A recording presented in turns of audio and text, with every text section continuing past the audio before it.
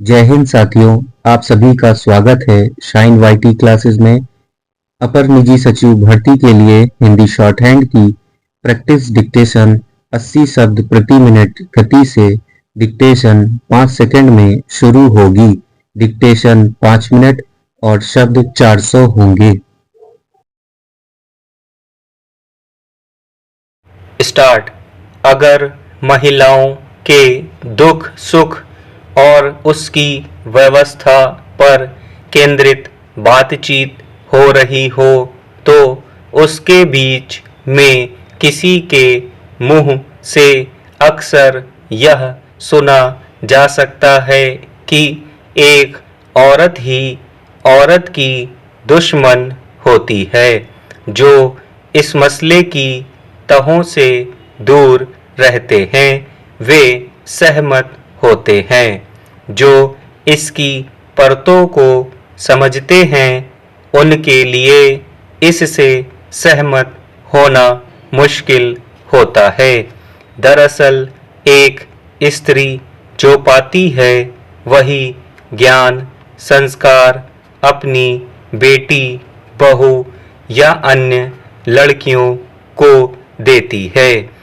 आज के दौर में जब आमतौर पर हर लड़की और महिला को अपने हाथ में बसे इंटरनेट के माध्यम से घर बाहर और संसार की सारी खबरें मिल रही हैं, ऐसे में अगर कोई महिला यह कहती है कि मुझे आजकल की लड़कियों से डर लगने लगा है तो हैरानी होती है।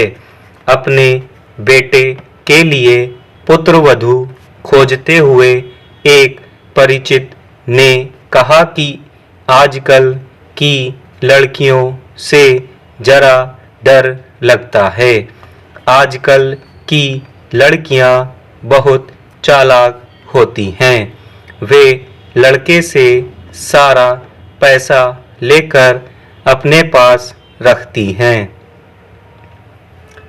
इस तरह की बातें सुनकर एक बारगी ऐसा लगता है कि उन्हें किसी एकाध खास लड़की से कोई नाराजगी होगी, इसलिए वे ऐसा कह रही हैं। मगर विडंबना यह है कि यह राय उनकी सोच से जुड़ी थी। क्या वास्तव में आज के दौर की एक पढ़ी लिखी जिम्मेदार महिला को थोड़ी सी प्राप्त आज़ादी से सपने देखने वाली लड़कियों के बारे में ऐसी सोच रखना ठीक है? इस तरह की बातें जब पुरुषों के मुंह से निकले तो इस पर आश्चर्य नहीं होना चाहिए। जब भी किसी की सत्ता में कोई घुसपैठ करता है तो उसे कष्ट होता है, मगर जब एक पढ़ी लिखी स्त्री बार बार ऐसे विचारों को दोहराती है तो इस पर सोचने की जरूरत महसूस होती है। महादेवी वर्मा इस बात पर बल देती हैं कि एक पढ़ी लिखी महिला को हमेशा अपनी अनपढ़ बहनों का साथ देना चाहिए ताकि अन्य महिलाएं भी आगे बढ़ सके। अगर सावित्रीबाई फूले ने भी यही सोचा होता तो क्या आधी आबादी जो आज पढ़ लिख कर अपने घरों से निकल पा रही है निकल पाती? शायद नहीं। दरअसल हर सिक्के के दो पहलू होते हैं।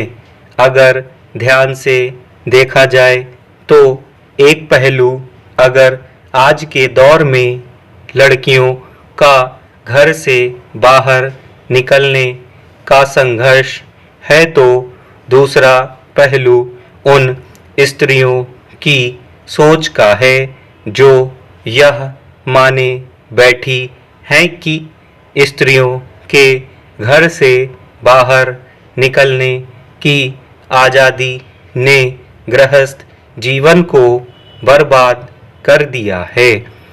इसे कुछ यूं भी देख सकते हैं। स्टॉप।